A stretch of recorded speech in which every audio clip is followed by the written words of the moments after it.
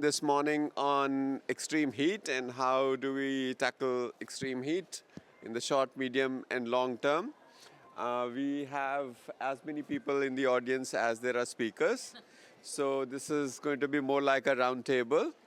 So let's make the most of it. We have a star cast of a panel today here with representatives from a number of member states, Australia and Germany. We have the urban perspective from ICLEI. We have our colleagues from ILO, very important for labor and employment, future of work in a heating planet. And of course, we have experiences from the ground that Bijal Brahmbhatt will bring in from her work in Gujarat, in India. So by way of introduction, I just want to say that day before yesterday at the IFRC event, the IFRC SG highlighted that more people die of heat wave every year than any other hazard we know, including in some years uh, people dying in situations of fragility, conflict, and violence. So it's a huge problem.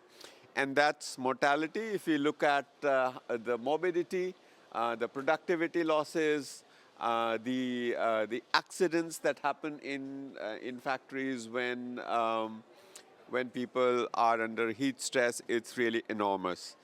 So it's a big problem. It is something which is going to affect everyone in the north and in the south. In some ways, I would say that north is even less prepared because they have traditionally not known what heat is like. So it's a problem for everyone. And of course, there's a lot happening now. We have heard just in the last couple of months, a number of countries have come up with their heat action strategies. Number of local level actors are doing work on heat. There is huge improvement in forecasting and warning for heat. There is, standard operating procedures on how to run schools and how to sort of train hospital staff to pick up distress signals of heat as a result of extreme heat. But in the long run, while we do all of this, we require fundamental transformation of our societies, our built environment, our economies to be ready for a hotter planet. The building regulations right now hardly take into account heat. They have been designed 50 years ago for the hazards that were there 50 years ago and not now. Our cities are going in a different direction. Heat is going in a different direction. We are encroaching upon water bodies. We are cutting down green spaces. There is, the standard for urban green spaces is about 15% of the geographical area should be this thing. But from a heat perspective, studies indicate that it should be up to 35%. And there's a whole host of other things that need to happen in terms of how do we incentivize market to come into this, to produce building technologies, systems that are responsive to the needs of a changing or a needed to change built environment which is more responsive to heat. So with those opening remarks, I just wanted to say that it's not a problem which we can fix in a year or in 2 years.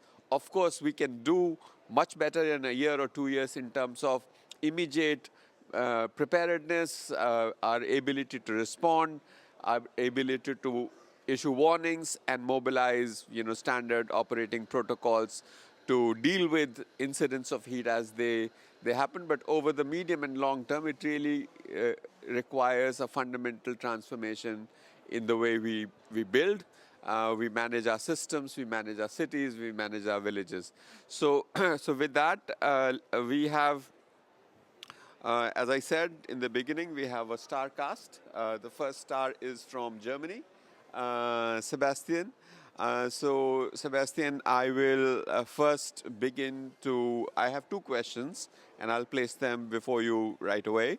One is that from your domestic perspective in Germany, we've seen since 2003, I remember 2003 had an extreme heat condition, and there was very high mortality in a number of European countries. So this whole issue domestically as well, this is not something that you do development cooperation out there. It's also out here as well as out there. So what is your national perspective on heat? How are you feeling the heat? What is the discourse, the policy discourse, discourse at the level of local governments in Germany? So that's my first question. The second question is, you are quite yourself, on behalf of government of Germany, you're quite involved in the discussion on loss and damage. We know that heat will result in losses and damages. How do we position that whole facility to tackle extreme heat? So, over to you. Thank you for those two questions. Pleasure to be here, and the audience has gotten a little bit bigger than the panel. That's good, I think. From a from a national point of view, we are feeling the heat most definitely. And I can underline your point that this is not a global south problem, but even more a problem, I think, in the global north. We've had a number of summers since 2003 that had record temperatures across Europe. Germany has been very much affected through this, especially the east. Interestingly, especially Berlin as the capital is feeling this very much because the climate in the east of Germany is a little more continental than in the north and in the west. And I can tell you that we are not prepared for this at all. Germany traditionally has been a country where heat was not a problem. We've been considered a country that's a little bit rainy, and people are going to Italy on holidays, not to the North Sea. That has changed. German buildings traditionally don't have air conditioning. Cities are very much sort of sealed places. It's not been part of the city building strategies to include what to do in cases of extreme heat. And we have seen a significant mortality. And if I were to describe sort of how climate change manifests in the German society and the German consciousness, if you would, then extreme heat and the number of floods that we've seen in the last couple of years are the instances where this manifests, and that triggers a discussion. We've even had a scarcity of water discussion around Berlin. We've had the first years where sort of we don't have a big pool problem in Berlin, but we have sort of people watering their gardens, and that had to be limited, and that kind of thing. So that really that really gets to people and gets the discussion moving. In terms of us so adaptation is in order, quite obviously. I mean, that's what we would call it if we were talking sort of global language. I don't think we're very well prepared politically for this, because this requires investment. Investment is scarce. We're having a budget discussion that some of you have been following. There is a big discussion about how to adapt to these things. What does it entail? And all the things that you've been mentioning. How does this affect, city construction? How does it affect the health system? How does it affect, school schedules, transportation, all sorts of things? That's already, that is sinking in, but it's taking time to really reach that particular level of discussion. And then plus, the prevention of catastrophes and the dealing with catastrophes in Germany is a regional matter. That's not something that's being done on the federal level. So adaptation needs obviously are different everywhere, but there's no real national policy dialogue around this. This is only evolving, right? So definitely underline your point. This is not a global north, global south issue. This is not something we should be looking at from a development perspective only. And surely this is not the global north sort of giving advice to anybody in the global south. We can very well use advice on how to deal with these issues. On your second question on the loss and damage and the fund for responding to loss and damage, extreme heat obviously is one of the loss and damage events that we have to face, that we have to build in of our global response, this loss and damage landscape. I will recall that the loss and damage landscape is sort of framed under the headline funding arrangements, including a fund. So I do think we should not look to the fund solely. We should look to this whole landscape, keep emphasizing this, and a lot more than simply the fund is there. But we need to build and weave early warning into that landscape. If we look at the fund, which many people regard as the centerpiece and look at very closely, We are only just starting the discussion about the operational model. We will do that at the fourth board meeting, which will take place at the beginning of December in Manila. We've set up the fund in record speed, I would say, but now we really have to see how does this translate into an operational model. There are different varieties of how this could look like out there. The one thing that I think is central to how we set this up is that this needs to be done on a country basis, quite often on a subnational basis as well.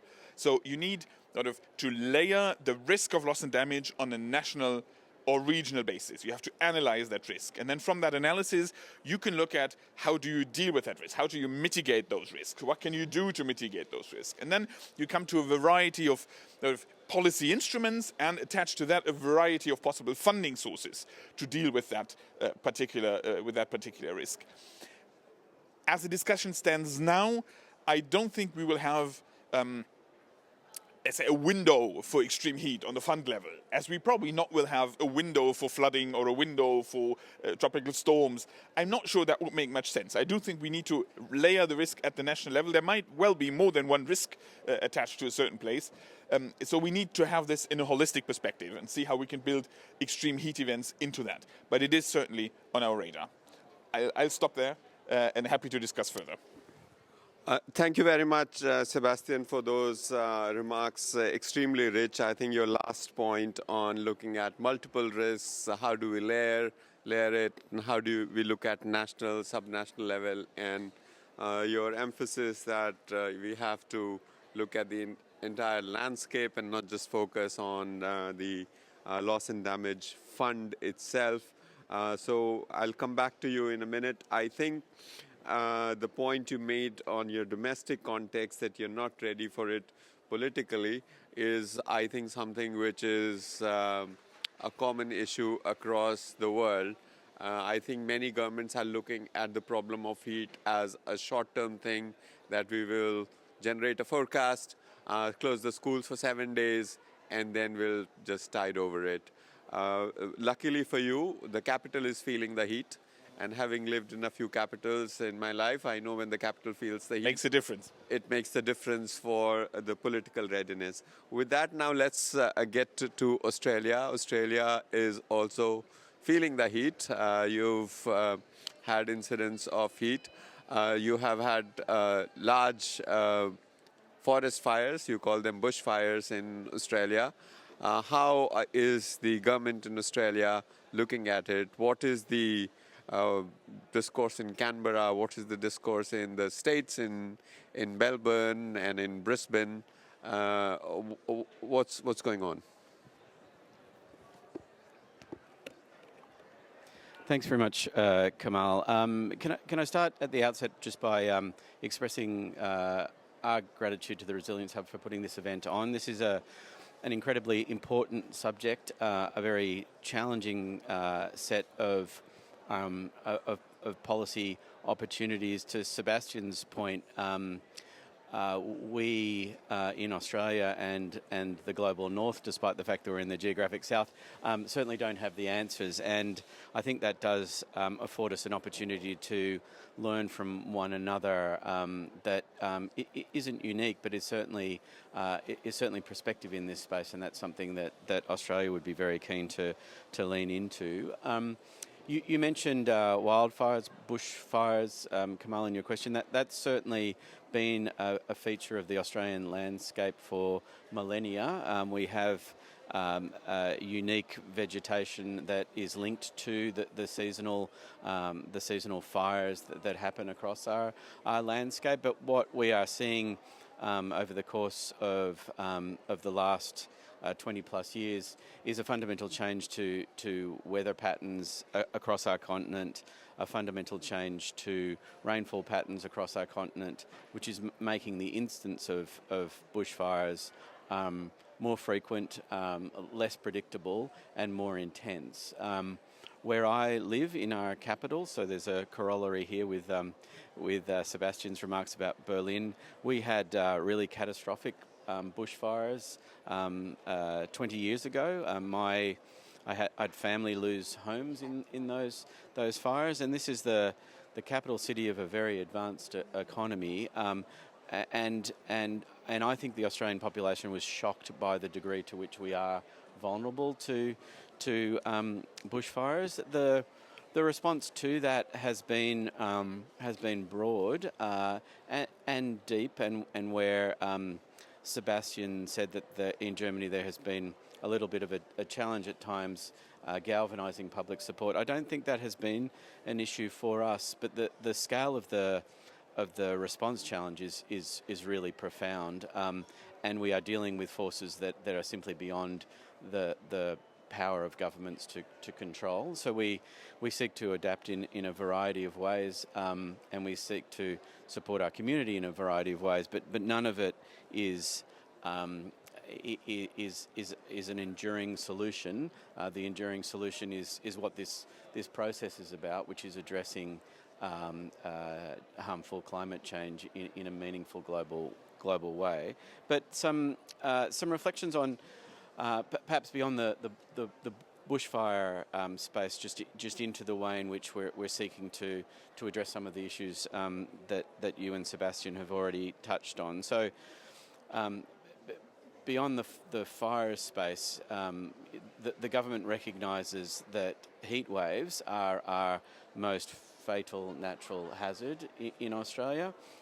We have developed a national climate risk assessment. It has 11 significant climate risks, and one of those is heat. We have a series of mechanisms in place, including through our meteorological services, to provide warnings with respect to heat stress. We have rating systems that are applied so the community understands the consequence of what is forecast to happen in the near to immediate term. We are developing a national adaptation plan that will seek to address some of these issues in a systemic way. But to Sebastian's point, we are a federation, and it requires a particular kind of partnership between the federal government and the state and territory governments, and we don't always get that right. And when we see acute instances of heat-related events, there is often a risk of buck passing between the jurisdictional levels. I think there have been efforts in the recent past to address some of those shortcomings by building national systems that link the regional level governments to the national level governments, and we have a national heat health action plan now, which I think both the federal government and the state governments see as a sort of critical critical set of steps that we can take to support our population across all levels of government in an integrated way. You rightly focused on the challenges in the urban space as well, and that's something that we feel very keenly. Our cities, despite being relatively young, we're not built with heat stress in mind, and that's certainly an area of focus now. The city of Melbourne, for example, our second most populous city, is investing in urban greening with an aspiration to get to the kinds of percentages of greening that you were talking about. There are now the establishment of green cooling corridors across the Melbourne landscape, and cool route maps being provided to the community so they can make their way across Melbourne in a way that helps them manage the heat stress. We are also working with partners across our region with respect to some of these challenges. I was in Singapore recently, and Singapore's really doing some very sophisticated work with respect to managing these challenges in Singapore, which already has a really significant heat load, really limited scope because of the concentration of its population, but doing some really sophisticated things, and that potential to learn from one another is really key. We have much more informed panelists to come, so I'll stop shortly. But just let me add something briefly on the loss and damage piece. It was my privilege to serve on the Transitional Committee last year, and I've looked on with a great deal of admiration at the pace at which those working on the fund have done their work this year. We are hugely encouraged by that progress. To Sebastian's point, though, the fund can't be all things to all people, and I just wanted to put in a plug for some of those other arrangements. Australia's invested very significantly in the Pacific Resilience Facility, and I was talking to the extraordinary woman who's been appointed to head that entity, and we were talking about this very issue. So Pacific countries are dealing with really significant heat stress as a function of the changing climate, and I think there's real scope for entities like the Pacific Resilience Facility to make a strong contribution to the ways in which those particularly vulnerable countries are able to address these issues. So I'll stop there, but thanks for allowing me to be part of this conversation, Kamal. Thank you very much, David. Very, very interesting remarks. I will pick up on three of them. One is this whole work on heat rating system. I think there is perhaps scope for global cooperation in that. Different countries are doing it in different ways. Of course, it has to be very location specific, but what is the approach countries are taking to rate different kinds of heat conditions? And there is some discussion about whether we should start naming the heat waves just like we name hurricanes, cyclones, and typhoons. So this is one area of work to be explored in the coming years. I think you gave some very concrete, specific examples of solutions at the urban scale. I think this thing of cool routes,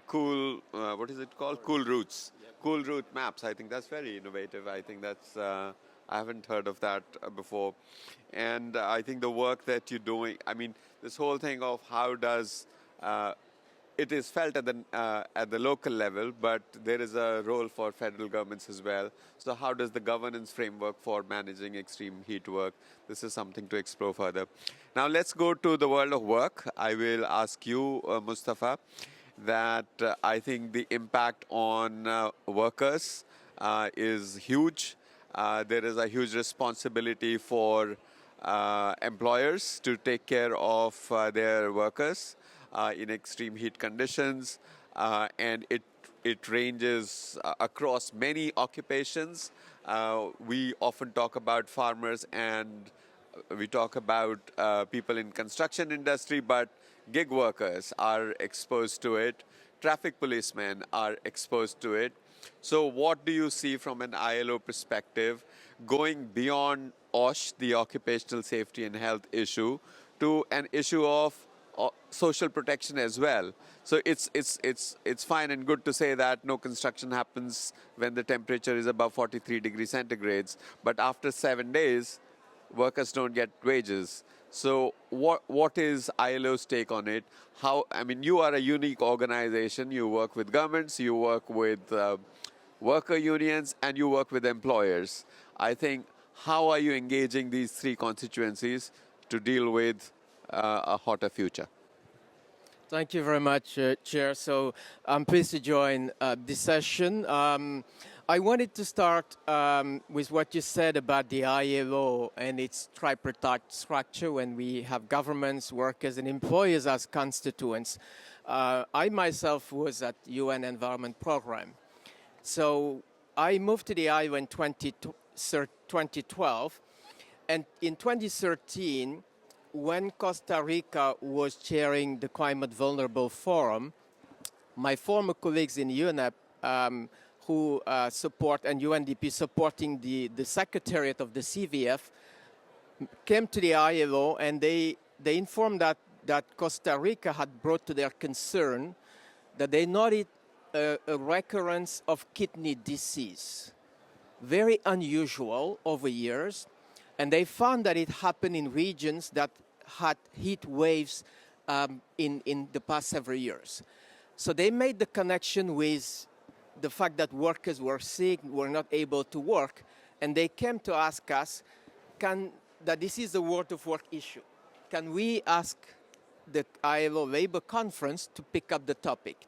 So I explained to CVF colleague secretary that the conference has a different way of working. Agendas are set a long time in advance. But what we could do is to document how heat stress impacts on the world of work and what social and labor responses could be brought to the question. So that led us to, in 2019, produce the first global assessment on working on a warmer planet. So in that report, we found that with the current patterns of warming, by 2030, the world would lose on average 2.2% of working time. But it can be an abstract number. However, if you turn 2.2% into full employment equivalency, it comes to 80 million jobs. And interestingly, when we brought that number on terms of the impact of heat on productivity, that triggered the engagement of our employers' constituency on the climate agenda. We published this report in 2019, and the first time in 2020, the International Organization of Employers sent a representation in the COP in Madrid. They started to understand that climate is not just about an environment, it's a business, it's an employment and productivity issue. And so that work has now picked up more importantly in the ILO, and this year we produced another global assessment which revealed that by now 2.4 workers will be exposed at some point, 2.4 billion workers, this is 70% of the global workforce, are exposed at some point in their work life to heat stress. And interestingly, from a labor perspective as well, just 2 years ago, the ILO has made occupational safety and health a fundamental principle and right at work. As you know, the core business of the ILO is to negotiate in a tripartite setup international labor conventions, including those not only on OSH but social protection. I'll come to social protection just in a minute. But the importance of fundamental principles and rights, what we call those conventions considered fundamental, like against child labor, against forced labor, they apply to all ILO members, whether or not governments have ratified those conventions. So the fact that now it has become a fundamental is a critical, important development. Now, social protection plays an important role because it provides income and health security to all of us. And that avoids that people having to spend their income when they face hardship, heat waves, and situations of disasters that we now see more recurrent around the world. And without social protection, the risk is that you perpetuate the poverty and income trap because people will have to take the little savings they have to face a sudden climate effects. But it's important that social protection be a system that supports people at all stages in their lives. When in childhood, when we are in a working situation, we face health problems. Most of us can just stay at home and still get our income. This is not the reality for the majority of people on Earth.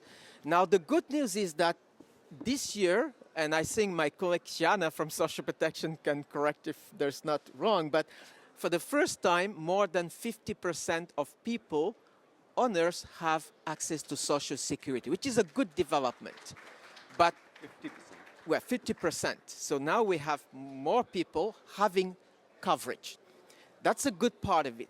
But the challenge is that if you take the 20 countries most vulnerable to climate change, including CVF countries, only 1 out of 10 people have access to any form of social security. So which means that in the most vulnerable countries, that's where we have the most deficit in terms of social security. Now, we see increasingly countries trying to build national policies that address heat stress through labor policies, social security. And I want to just give quickly two examples. One is that we have seen a recent study in Ghana which indicates that when women, pregnant expecting women, have been exposed to heat stress, they tend to have children which are underweight. And that makes them already more vulnerable. However, when there is income security, people having better access to food, that makes women have normal babies, and that increases the resilience of people at childhood level. We see also countries like Algeria that has introduced an infrastructure insurance mechanism that makes it possible for workers, like in construction in urban settings, when it's too warm and impossible to work, to not face an income deficit. So we also see that Qatar, many other countries are getting into that space of putting normative and regulatory frameworks to address heat stress. So this is just the beginning. We see some of these examples, but the gaps are still there, very large. The good thing, as I said earlier, is that now we have more people on Earth having social security, but it's in the most vulnerable countries that we have so the deficit. We now have a project we have launched through the Climate Vulnerable Forum. Chair, if I have a second, I can speak about it now, or I can come back. So now or later? We'll come back. Yeah, so I like to speak about this project because we've got a grant from CVF. The most vulnerable countries have given money to the ILO so that we work with them on this topic. And I would be very keen to tell you what we are doing with them. Thank you, Mustafa. Extremely rich, that discussion, and we'll come back to the work you're doing with CVF support, I think. But striking numbers, 2.4 billion workers are potentially at risk, but encouraging developments that OSH is now part of fundamental principles that underpin the Labour Convention. I think encouraging development on social protection, but uneven across the world. I think that the point about the disproportionate impact on women, that gives me a nice segue to get to Bijalben from Gujarat, India, where she is doing some really innovative work. So Bijalben, my question is that, of course, we know at an aggregate level that the impact on women is much higher of heat, and we have to come up with mechanisms to support them to really create conditions so that women's agency can flourish. So what is your experience in this area, and what are you doing on the ground in Gujarat? What is working? What could work better? What could the world learn from you? Yeah, thank you, Kamalji. So we see ourselves as ecosystem enablers. We work with collectives of poor women, government and private sector to bring action on ground to the last mile. And it's not only Gujarat, it's across India and now also Nepal and Bangladesh. Just to give you a very local statistics, because we always think that, because of the occupational exposure, workers are hit more. But these are also figures that I'm giving of a study that we conducted from where 70% are women who are working from home in the informal sector in India. And we found out that out of an average income, household income of $1,100 across the 4-month summer season, they were spending around, on an average, $80 to $90. One was, of course, reduced productivity, especially of women, because their dual care burden was increasing. So it was about around 7 to 10% of their income across the 4 months of summer season. So we found their economic productivity reduced to 1/3, their dual care burden increased, especially taking care of old age children, and so they themselves getting more and more cases of low blood pressure, diarrhea, their care, work burden in terms of, washing clothes twice, for example, because, it's just that you have to wash them twice. You don't have extra pairs of clothes. So taking bath twice. And as you go inside the house, you know, it's even 5 to 6 degree hotter because it's all AC and tin sheets and without ventilation. So these were some of the conditions. But when we started working with them, a lot of them, because in countries like India, heat is such a given. So when we explained to them that it's going to increase, the response was that, yeah, so what? We are always hot.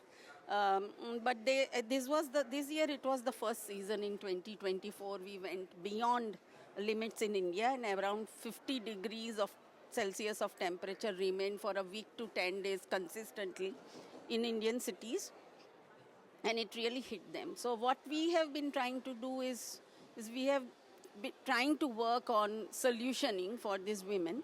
So we have experimented and scaled up cool roof solutions. Unfortunately, I couldn't give that solution deck here.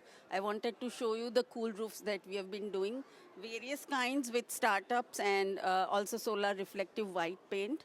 I mean, so many states in India now have cool roof policies, at least, including Telangana, and we have city-level heat action plans. One drawback, though, is that the action plans do not concentrate on the word action. They merely remain plans, and the action is missing. So I think it's very important that actors like ours and the women's group actually facilitate. This is another innovation I would like to show you. So this is a cooling shelter for informal workers, which was set up in a city called Jodhpur, which is like a desert city in India. And it's a net zero cooling station, and therefore uses no energy. And the temperature inside is almost 6 to 7 degrees lower than what it is outside.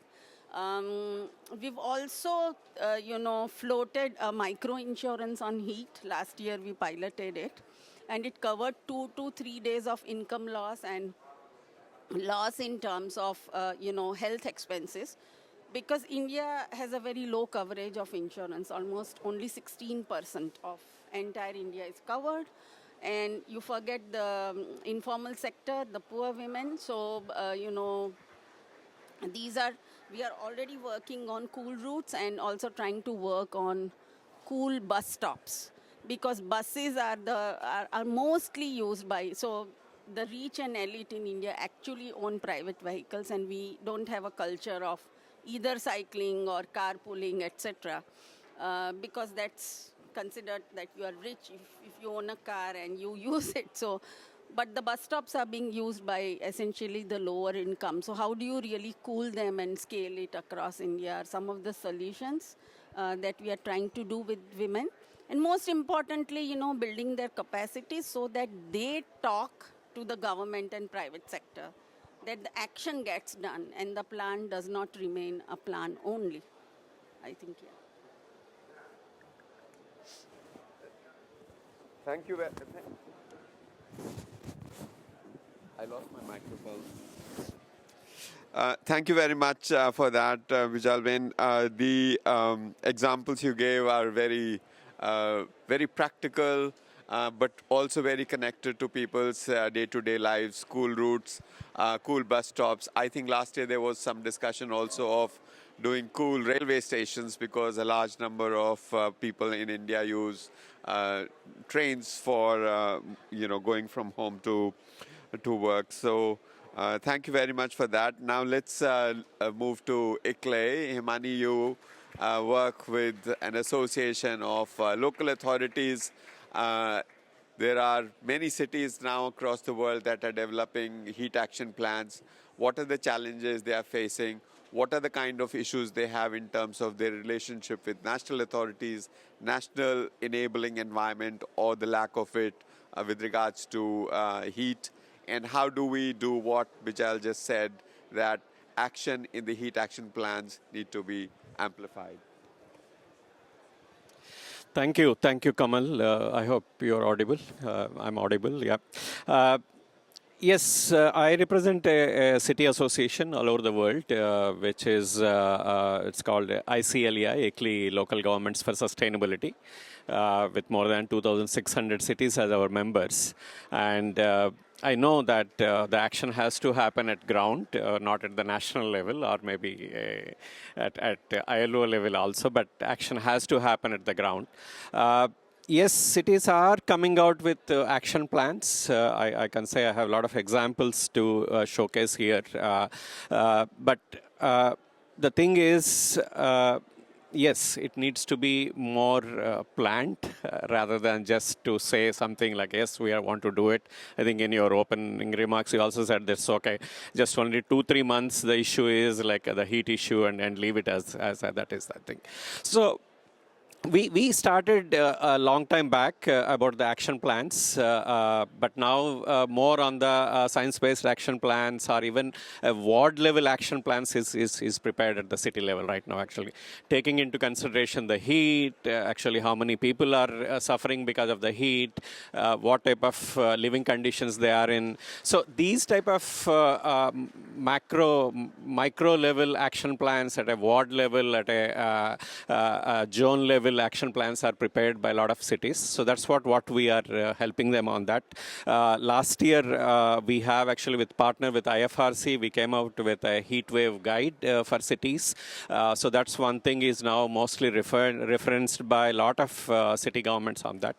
The other point, what you are talking about and our national colleagues are talking about on the loss and damage thing, mostly the loss and damage thing is happening, our calculations are happening at a national level only, not at city level actually mostly. It's not coming down to the where it is supposed to be. So we have recently with UNOPS, we have started working on a city level methodology. What is the loss happening at a city level, at a ward level, at a zone level on that, and what is the damages and how do we take forward on that. So that's one thing. I even referenced like 2 days back we have done starting preparing a loss and damage related action plan with Narayanganj city in Bangladesh. Actually, the city is more interested because a lot of labor is living there and they want to have a clear-cut action plans on that. There are a lot of cities. I think ma'am has said about Ahmedabad. There is a cool roof policy for the all the entire city. You have, she said, Telangana in India. I'll say that other cities in all over the world, actually, they are coming out with, Cape Town is coming out on the spray parks, which is for the summer season. The children go to the parks, like it's not like getting into the swimming pool and doing the swimming. It's like a spray park, like it's in the park, the water sprays, so a lot of things happening. Lot of cities all over the world again is coming out on the urban forests. Actually, they're increasing their green area, as you said that it needs to be around 35%. So we need to have that type of things. The footpaths, actually the materials, Singapore and KL and all of these, they have looked into that. So there are examples by the city governments, but one thing I say that as a solution, yes, solutions are also there, actions are there. How do we make it forward? How do we implement them on ground, I think.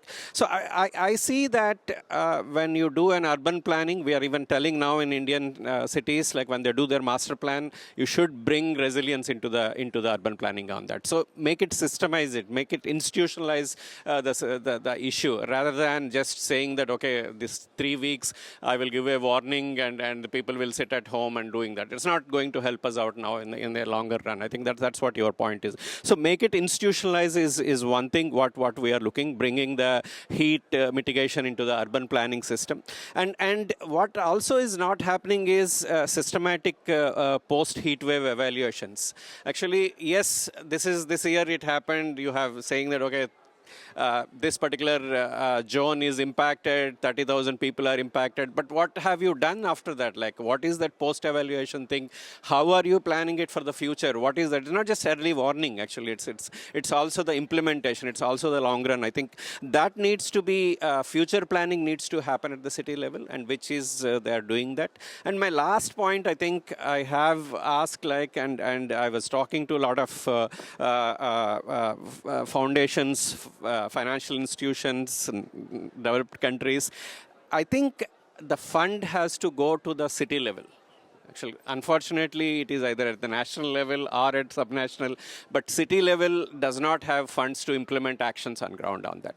So my suggestion again, I think, is that give funds to the local government so that the action plan can be implemented on ground, can be institutionalized around that. So this is what I just want to add here, and I'm happy to take forward. Thank you. Thank you very much, Emani. And I think the whole issue of where we have solutions, how do we take them to scale? How do we make resources available at the local level? That's a key question that we have to grapple with. I think the whole issue of informality and people involved in informal occupations, they are not organized. You know, the three pillars of ILO, they will fall between the three. How do we sort of take care of them? And I think the point that Bijal was making is really quite poignant one, that what about women who work from home and who have heat stress, and how are we going to sort of address their needs? How are we going to build their resilience? Mustafa, I will invite you to make the final point you wanted to make about the work you're doing with CVF. And then we still have a few minutes. We will take some questions from the audience, which is fast depleting. Well, I will be brief. Thank you again for the opportunity. We have been approached since that collaboration with CVF to now look more closely at the impact of heat stress on labor markets and providing analytical support in the climate prosperity plans. As you know, CVF countries are working on that.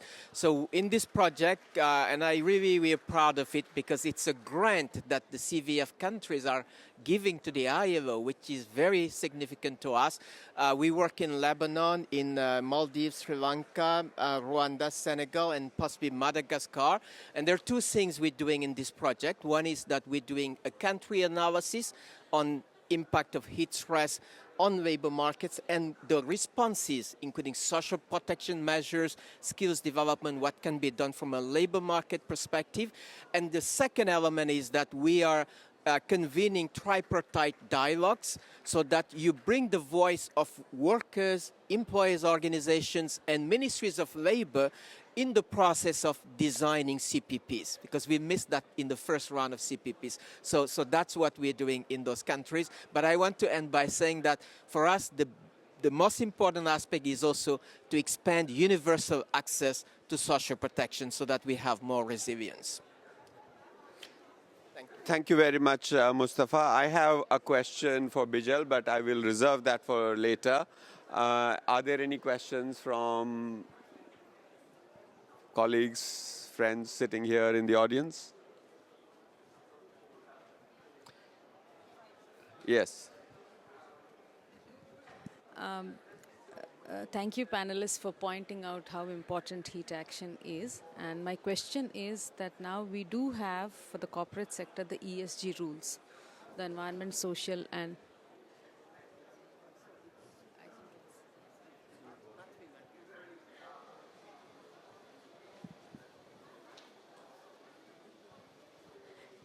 yeah, I hope Mustafa. No, is ILO or any other organization doing something for integrating heat action into the ESG rules so that the employees and the value chains that are working with the industrial or the capital sector are taking note of it? Because we do know that once market gets into this, there'll be a momentum of action. Yep.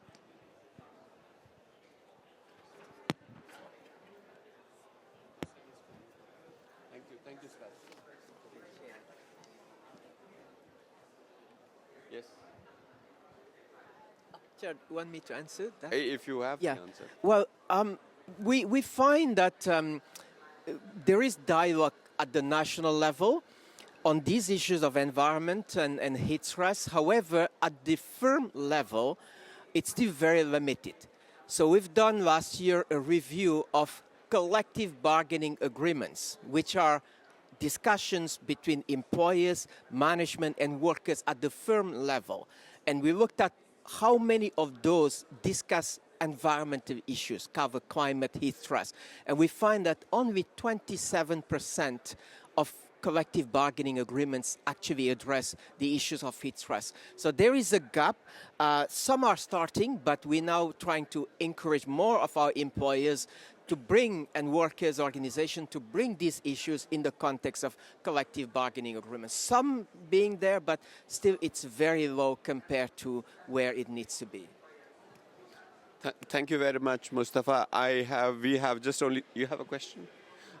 We have only 3 minutes left, and I have one final question for Bijal, which is that you brought in informality into the discussion. So for the protection of informal sector workers, whether they are women or men, what is it that you expect from the governments?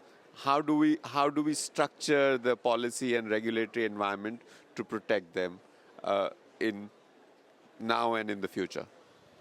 Yeah, I think. How do we go beyond just relying on civil society organizations to step in? I think to bring their voices into planning for action on the ground, so that their needs are taken care of. I mean, a lot of other NGOs and civil society organizations have already floated micro insurances for the urban informal workers. I mean, I know there are a lot for farmers, etc., and that actually needs to be integrated as a part of the social protection mechanisms by the government, because they can only operate at scale. And the third thing I think which is most important is that the labor laws recognize this climate and environmental hazards for the informal sector and take it up in a way that it reaches the last mile. And fourth is that financing has to reach the last mile, as you said, to the city level and to the last mile. It gets restricted at the top level. Thank you. Thank you very much. I think with that, we close this panel. Extremely rich discussion. We heard perspectives from national governments. We heard perspectives from organizations working with women and how women are impacted by heat waves. We heard from a perspective from working with the cities as well as the world of work. So thank you very much. With that, we wrap up this conversation. Very important. It's a very big issue. Sometimes I personally feel that we are yet to fully appreciate the scale of the problem at hand, and our ambition really needs to match that scale of the problem. With that, thank you very much. The conversation to be continued, but most importantly, the action of heat action plans has to become a lot more real. Thank you very much.